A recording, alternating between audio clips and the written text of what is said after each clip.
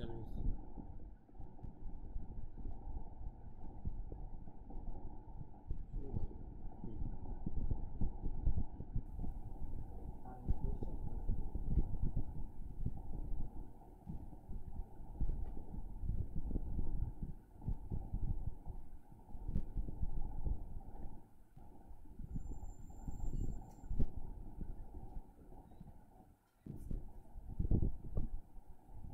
আসসালামু আলাইকুম ওয়া রাহমাতুল্লাহি ওয়া বারাকাতুহু। আচ্ছা, একটু খেয়াল করো তো, আমার বাম চোখ যে ফুলা বুঝে যায়? আসসালামু আলাইকুম ওয়া রাহমাতুল্লাহি ওয়া বারাকাতুহু। আলহামদুলিল্লাহ ওয়াসসালাতু ওয়াসসালামু আলা রাসূলিল্লাহ। প্রিয় শিক্ষার্থীবৃন্দ, আপনাদের সবাইকে সূরা শিক্ষার এই ক্লাসে স্বাগতম জানাচ্ছি। আমরা এই পর্বগুলো থেকে কোরআনের সবচেয়ে ইম্পর্টেন্ট কিছু সূরা, যেগুলো আমরা সচরাচর নামাজে মিলিয়ে থাকি, সেই সূরাগুলো খুব ভালোভাবে শিখবো ইনশাআল্লাহ। আমরা এখানে কি কি শিখবো? আমরা শিখবো সেই সূরাটার সহি এবং সুন্দর তিলাওয়াত আপনারা কিভাবে করবেন, আমি সেটা আপনাদেরকে শোনাবো। আপনারা শুনে শুনে ঠিক আমার মতো করেই রপ্ত করতে চেষ্টা করবেন, যেন সেই তেলাওয়াত করলে আপনার নামাজটা পরিপূর্ণ সহি হয়। আমরা কিন্তু জানি, নামাজের ভেতরে আমরা যদি ভুল তিলাওয়াত করি, লাহনে জালি অর্থাৎ বড় ধরনের তাজউইদগত ত্রুটি, তারপরে উচ্চারণগত ত্রুটি যদি আমাদের হয়, সেক্ষেত্রে কিন্তু আমাদের নামাজ হবে না। কেননা এমন অনেক ত্রুটি আমরা করে থাকি যে সকল ক্ষেত্রে এই সকল ত্রুটির কারণে আমাদের নামাজের ভেতরে সূরাগুলোর উচ্চারণগত ভুলের কারণে সূরার অর্থই চেঞ্জ হয়ে যায়, পাল্টে যায়। সে সমস্ত ভুল যদি আমরা করি নামাজের ভেতরে, আমাদের নামাজ কিন্তু বাতিল বলে গণ্য হবে। এই জন্য সহি উচ্চারণে একেবারে সঠিকভাবে সূরাগুলো শেখা খুবই খুবই গুরুত্বপূর্ণ। তাই আপনারা অত্যন্ত মনোযোগের সহিত আমার তিলাওয়াতটা শুনবেন এবং ঠিক সেভাবে রপ্ত করতে চেষ্টা করবেন, এবং তারপরে আমরা অর্থসহ আলোচনা করব। আপনারা অর্থটাও শিখবেন, যা কিনা আপনাদের নামাজে মনোযোগ ধরে রাখতে অনেক বেশি সহযোগিতা করবে ইনশাআল্লাহ। এছাড়াও নামাজের ভেতরে আমরা আল্লাহর সাথে কি কথা বলছি সেটা যদি আমরা নাই বুঝি, শুধুমাত্র নামাজ পড়ে যাই কিন্তু কি বলছি সেটা নাই বুঝি, তাহলে কিন্তু সেই নামাজটা অর্থপূর্ণ জীবন্ত নামাজ হলো না, নামাজটা পরিপূর্ণ কবুলযোগ্য নামাজ হবে না। অবশ্যই আল্লাহ তাআলা কিন্তু নামাজ বুঝে পড়ার জন্যই আমাদেরকে এই বিধান করে দিয়েছেন। তাই আমাদের অবশ্যই বোঝা মুসলিম হিসেবে কর্তব্য, আমরা নামাজে আল্লাহর সাথে কি বলছি, কি কথাবার্তা বলছি, সেটা আমাদের অবশ্যই বুঝতে হবে। তাহলেই কিন্তু আমাদের নামাজ পরিপূর্ণ হবে এবং সেটা কবুলযোগ্য এবং মনোযোগের সহিত হবে ইনশাআল্লাহ। তাই আমরা এই দুটি বিষয়ে শিক্ষার প্রতি অনেক গুরুত্ব দেব। তো আমরা সবার প্রথমেই পাঠ হবে। তো আমরা সবার প্রথমেই পবিত্র কোরআন মাজিদের সর্বপ্রথম সূরা সূরাতুল ফাতিহা শিখব ইনশাআল্লাহ। সূরাতুল ফাতিহা হয়তো আপনারা সবাই পারেন, কিন্তু তারপরেও সূরা ফাতিহার উচ্চারণে বেশিরভাগ মানুষ অনেক ভুল করে থাকে, কমন কিছু ভুল, যেগুলো করার মাধ্যমে নামাজের অর্থ পাল্টে যায়, সূরার পাঠ হবে, যেগুলো করার মাধ্যমে সূরার অর্থ কিন্তু পাল্টে যায়। সেই ভুলগুলো আমি আপনাদেরকে ধরিয়ে দিব, কমন মিস্টেকগুলো, এবং ইনশাআল্লাহ আমি সহি উচ্চারণ সহ সূরাটি আলোচনা করব, পাঠ করে তিলাওয়াত করে শোনাবো। তো আমরা প্রথমেই যদি জানি, সূরা ফাতিহাটা কিন্তু কোরআন মাজিদের সর্বপ্রথম সূরা। ফাতিহা শব্দের অর্থ কি? সূচনা। কোরআন মাজিদ সূচনা করা হয়েছে এই সূরার মাধ্যমে, এবং এই সূরায় টোটাল 7টি আয়াত রয়েছে, এবং এই সূরাটি কিন্তু মূলত আল্লাহ তাআলার প্রশংসা বর্ণনা এবং আল্লাহ তাআলার কাছে দোয়া। এই সূরার বিষয়বস্তু হচ্ছে আল্লাহ তাআলার প্রশংসা দিয়ে শুরু হচ্ছে সূরাটি, এবং শেষের দিকে আমরা আল্লাহ তাআলার কাছে দোয়া করেছি। এই সূরাটা খুবই সুন্দর একটি সূরা, এবং যা কিনা প্রত্যেকটা মুসলিমের অবশ্যই অ্যাটলিস্ট কমপক্ষে একদিনে 17 বার পড়তেই হয়। কিভাবে? 17 রাকাত ফরজ নামাজে। কিভাবে? ফজরের 2 রাকাত, তারপরে জোহরের 4 রাকাত, আসরের 4 রাকাত, মাগরিবের 3 রাকাত এবং এশার 4 রাকাত। এই নামাজগুলোতে টোটাল 17 রাকাত ফরজ নামাজে কিন্তু 17 বার অ্যাটলিস্ট একজন মুসলিমের 17 বার প্রত্যেকটা দিন সূরা ফাতিহা পড়তেই হয় বা পড়তেই হবে। এই সূরাটাই আমরা তুলনামূলকভাবে সবচেয়ে বেশি পাঠ করে থাকি জীবনে, সবচেয়ে বেশি বার অন্য যে কোনো সূরার তুলনায়। তাই এই সূরাটি শেখার প্রতিও কিন্তু সহিভাবে সহি উচ্চারণ সহ আমাদের গুরুত্বটা অনেক বেশি হওয়া উচিত। তো সূরা ফাতিহার নামকরণ আমরা বললাম, এর নামের অর্থটা বললাম, সূরার বিষয়বস্তুও বললাম। চলুন এবারে আমরা সূরাটি তিলাওয়াত করে শোনাচ্ছি। আউযু বিল্লাহি মিনাশ শাইতানির রাজীম। একটু কাট হবে। তিলাওয়াত করে শোনানোর সময় তো এটা দেখানোর দরকার নেই, বা এক পেজে সূরা ফাতিহা পুরাটা আছে ওইরকম দেখাইতে পারো। তিলাওয়াতের মাঝখানে তো বারবার চেঞ্জ করা যাবে না।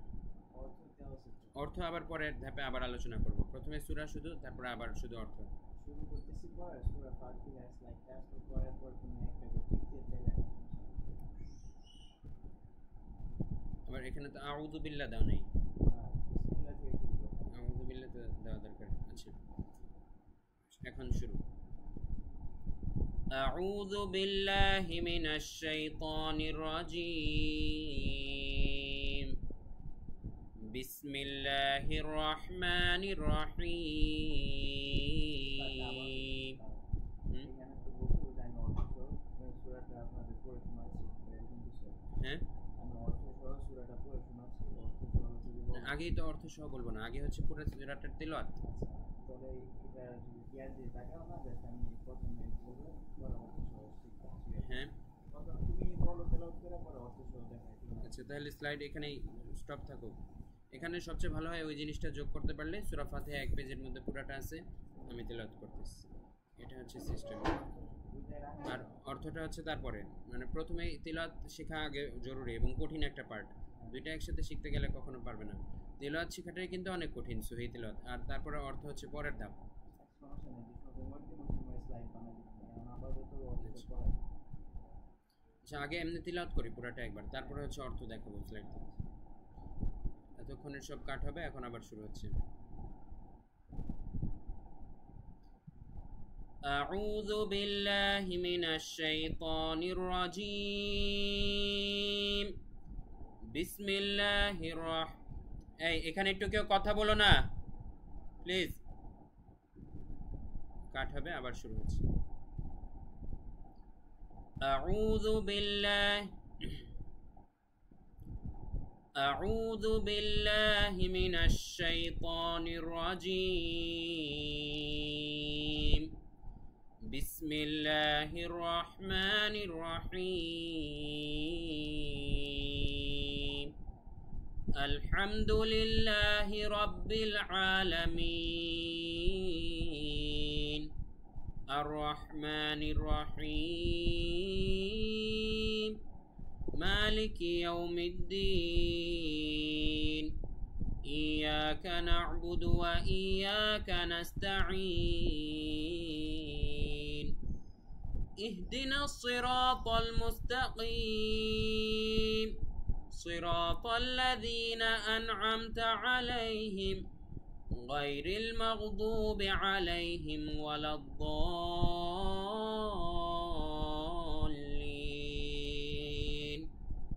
آمين। প্রিয় শিক্ষার্থীবৃন্দ, আপনারা সূরা ফাতিহার তিলাওয়াত শুনলেন। আমি ঠিক যেভাবে তিলাওয়াত করেছি এই অংশটুকু আপনারা 10 বার, 20 বার, 30 বার যতবার প্রয়োজন হয় শুনে শুনে হুবহু আমার মতো তিলাওয়াত এবং উচ্চারণটা রপ্ত করতে চেষ্টা করবেন ইনশাআল্লাহ। আমাদের এই স্টেপটি গ্রুপের মধ্যে রকম গ্রুপে সাপোর্ট গ্রুপে আপনারা এই আপনার তেলাওয়াত শোনাবেন, আমরা আপনার তেলাওয়াত শুরু করে দেব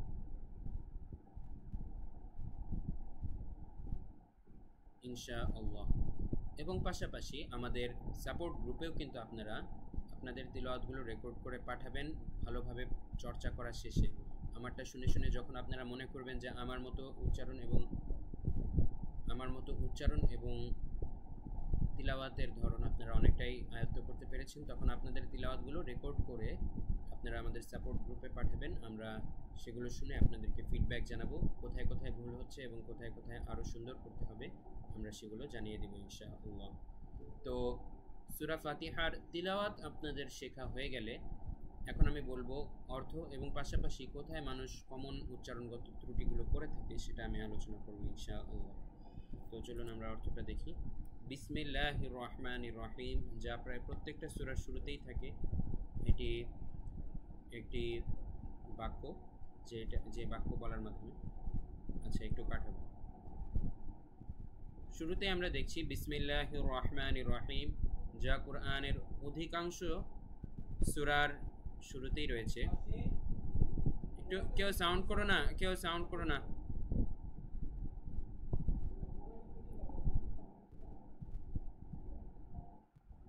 শুরুতে আমরা দেখতে পাচ্ছি বিসমিল্লাহির রহমানির রহিম, যা কিনা কোরআনের প্রায় সকল সূরার শুরুতেই রয়েছে। এই বাক্যটির অর্থ হচ্ছে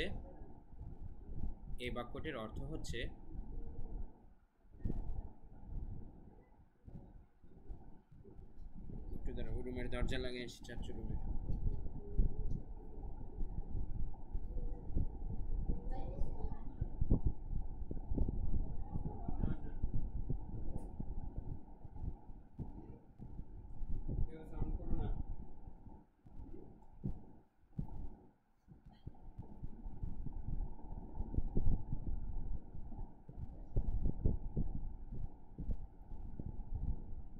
সবার প্রথমে আমরা দেখতে পাচ্ছি বিসমিল্লাহির রহমানির রহিম, যে বাক্যটি কোরআনের প্রায় সকল সূরার শুরুতেই রয়েছে। এই বাক্যটির অর্থ হচ্ছে পরম করুণাময় অসীম দয়ালু আল্লাহর নামে শুরু করছি, অথবা শুরু করছি আল্লাহর নামে যিনি পরম করুণাময় অসীম দয়ালু। বিসমিল্লাহি মানে হচ্ছে আল্লাহর নামে, আর রহমান মানে পরম করুণাময়, আর রহিম মানে অসীম দয়ালু। আর শুরু করছি কথাটা এখানে উজ্জ্বল বোঝাচ্ছে পরম করুণাময় অসীম দয়ালু আল্লাহর নামে। আল্লাহর নামে মানে আল্লাহর নামে শুরু করছি। আচ্ছা, তারপরে প্রথম আয়াতটা আমরা দেখি। আলহামদুলিল্লাহি রাব্বিল আলামিন। আচ্ছা জুনায়েদ, এখানে তো ভুল হয়েছে একটু বানানে, যে আলহামদুলিল্লাহি এখানে তো খারা জবর হবে, ইয়া দিচ্ছে যে, তাহলে তো তারা বুঝবে না এখানে যে টান হবে।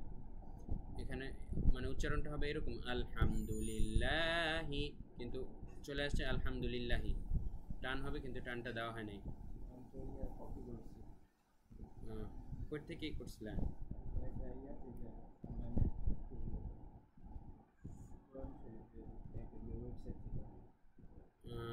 দাঁড়াও দেখি পরেরগুলো ঠিক আছে কিনা।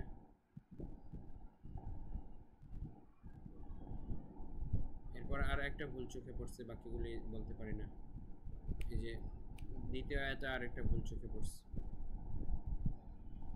অন্য ওয়েবসাইট থেকে এটা ঠিক করে নিতে হবে।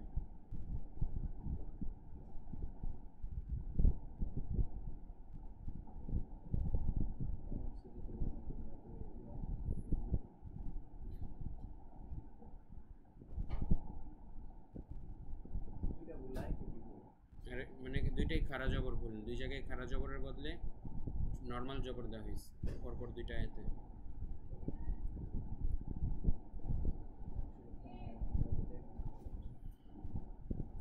আল্লাহ, আরো ভুল আছে, এই যে দেখা যাওয়া অবস্থা, এটা তো খেয়াল করে নেয় তখন। বিসমিল্লাহি, হায়ের নিচে জের, আবার উপরে এগুলা কেন? তারপরে দেখো আলহামদুলিল্লাহি, এখানে খারা জবর হবে কিন্তু নর্মাল জবর দিচ্ছে। ভুল শিখাইলে তো তারা এটা ধরবে। আর তারপরে রহমা, এখানে খারা জবর আছে ঠিক আছে, কিন্তু নর্মাল জবরও দিচ্ছে, আবার পাশে খালি জায়গার মধ্যে খারা জবর দিচ্ছে। এটা ঠিক করতে হবে। কি করতে পারো তুমি? তোমার যে তেলাওয়াত করছো না, তেলাওয়াতের নিচে আমি বলে দেব না, তুমি ইয়াটা টাইটেলের মধ্যে দিয়ে দিতে। তুমি চাইলে ইয়াও করতে পারো, পরবর্তীতে স্লাইডটা খালি যোগ করে দিতে পারো, প্রথম দুইটার মধ্যেই খালি ভুল, আর পরের পেজগুলো সব ঠিক আছে। মানে ভিডিওর মধ্যে এই স্লাইডের ছবিটা খালি এডিটর যোগ করে দিলে হবে ঠিক করার পর। আমি ভিডিও করে যাই। ভিডিও করে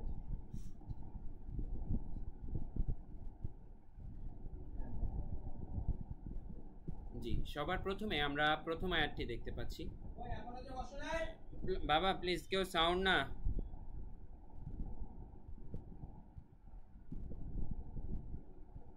সবার প্রথমে আমরা, আরে নওশিন,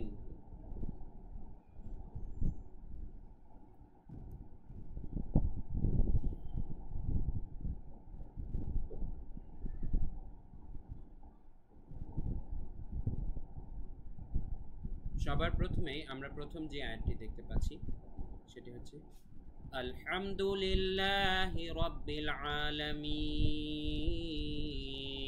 প্রথমে উচ্চারণের কয়েকটি বিষয় আপনারা খেয়াল রাখবেন, আমি এখান থেকে দেখাচ্ছি।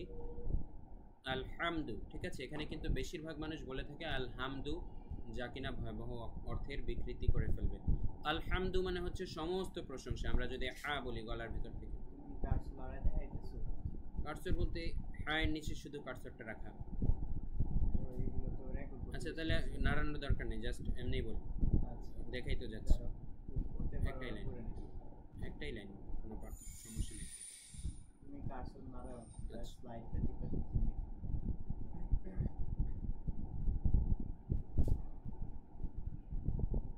সবার প্রথমে আমরা যে আয়াতটি দেখতে পাচ্ছি সেটি হচ্ছে আলহামদুলিল্লাহি রাব্বিল আলামিন। এখানে কয়েকটি বিষয় খেয়াল রাখবেন।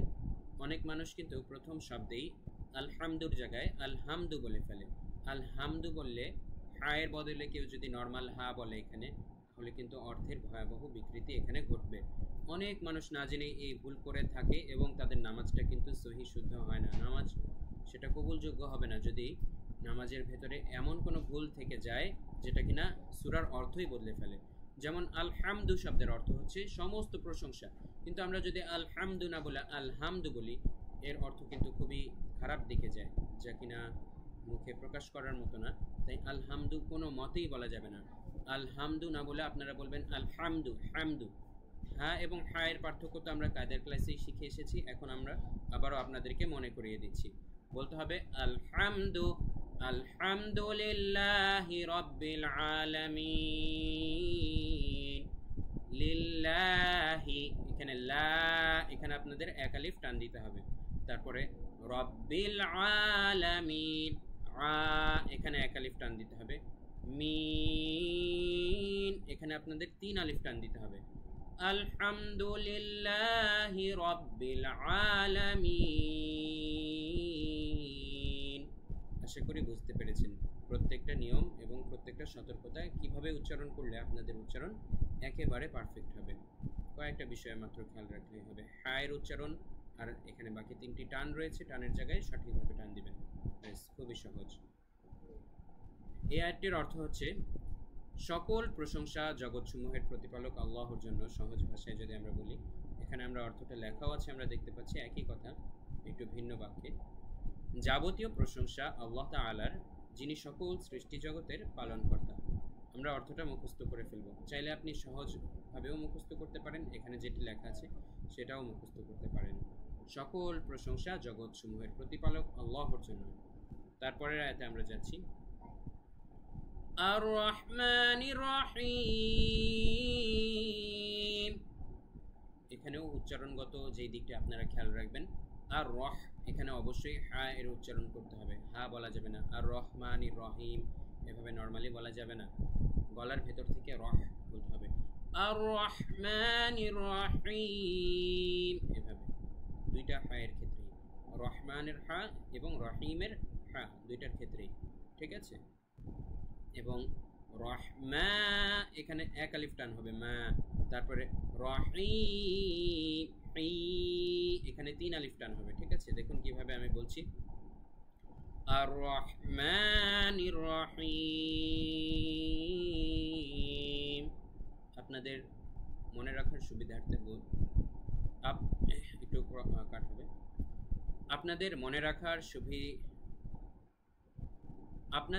রাখার সুবিধার্থে বলছি, সূরা ফাতিহার প্রত্যেকটা আয়াতের শেষেই কিন্তু তিন আলিফ করে টান হবে, ঠিক আছে। কেননা সব জায়গায় কিন্তু একই নিয়ম কার্যকর হয়েছে, ঠিক আছে। প্রত্যেকটা আয়াতের শেষে তিন আলিফ টান। আর রহমানির রহিম, যিনি পরম করুণাময় এবং অসীম দয়ালু, অথবা যিনি নিতান্ত মেহেরবান ও দয়ালু। মালিকি ইয়াউমিদ্দিন।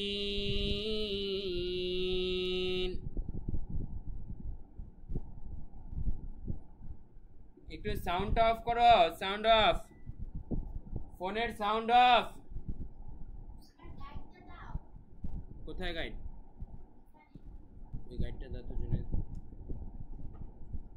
কার ফোন বাজে নসীন বলো তো, একটু মিউট করতে ফোনটা, মিউট করতে বলো। আচ্ছা মিউট করে দিয়েছো তুমি, তাহলে আর কোনো হবে না। সাইলেন্ট করে দিয়েছো, সমস্যা নাই, যত কল আসুক। বাবা নামাজ শেষ করে এমনিই ব্যাক করবে। নাও গাইড নিয়ে যাও। আর ইয়া করো, বাবার ফোনটা একটু সাইলেন্ট করে দাও, ফোন আসতে থাকুক। ওই যে আবার আসতেই আসছে। আমাদের ভিডিও কিন্তু রানিং। তাড়াতাড়ি নসীন, 20 মিনিট হয়ে গেছে ভিডিও, তাড়াতাড়ি।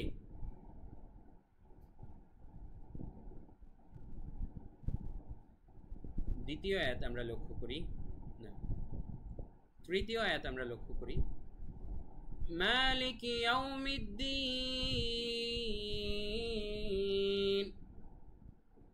উচ্চারণের দিকটা আমরা খেয়াল রাখি। এখানে কিন্তু তেমন কঠিন কোনো উচ্চারণই নেই, শুধুমাত্র টানটা আপনাদের খেয়াল রাখতে হবে।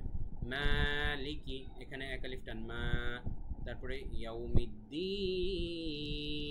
এটা তো আগেই বলেছি প্রত্যেকটা আয়াতের শেষেই 3 আলিফ টান। তাহলে মালিকি ইয়াউমিদ্দিন, খুবই সহজ। অর্থটা আমরা লক্ষ্য করি, যিনি বিচার দিবসের মালিক। ঠিক আছে, যিনি বিচার দিবস, অর্থটা আমরা লক্ষ্য করি, অর্থটা আমরা লক্ষ্য করি, যিনি বিচার দিনের মালিক। তারপরে আয়াতে আমরা যাচ্ছি, ইয়াকা না'বুদু ওয়া ইয়াকা নাস্তাঈন।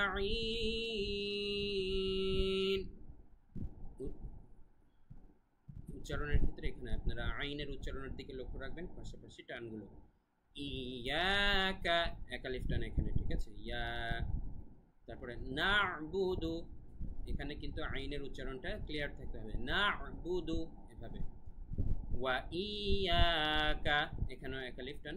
তারপরে নাস্তাঈন,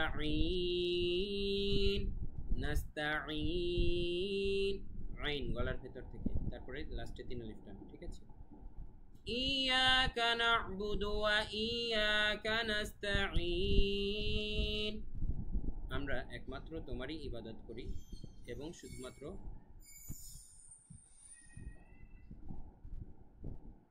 অর্থটা আমরা লক্ষ্য করি।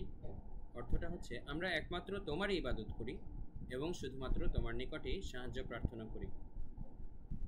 তারপরে আমরা দেখি, ইহদিনাস সিরাতাল মুস্তাকিম, এখানে উচ্চারণের ক্ষেত্রে আমরা লক্ষ্য রাখবো কফের উচ্চারণটা। ঠিক আছে, ইহদিনাস সিরাতাল, র এক আলিফ টান আছে কিন্তু, তারপরে কল, মুস্তাকিম, কিম, কফ গলার ভেতর থেকে হবে। অনেকে বলে মুস্তাকিম, কিম বললে হবে না, মুস্তাকিম, মুস্তাকিম, ভালোভাবে গলার ভেতর থেকে বলতে হবে। ইহদিনাস সিরাতাল মুস্তাকিম, আমাদেরকে সরল সঠিক পথ দেখাও। নওশিন প্লিজ, কথা না। নওশিন কথা কিন্তু জোরে বলতেছো।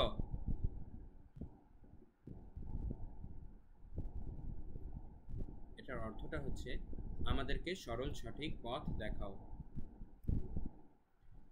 সিরাতাল্লাযীনা আন'আমতা আলাইহিম গায়রিল মাগদুবি আলাইহিম ওয়ালাদ-দাল্লিন।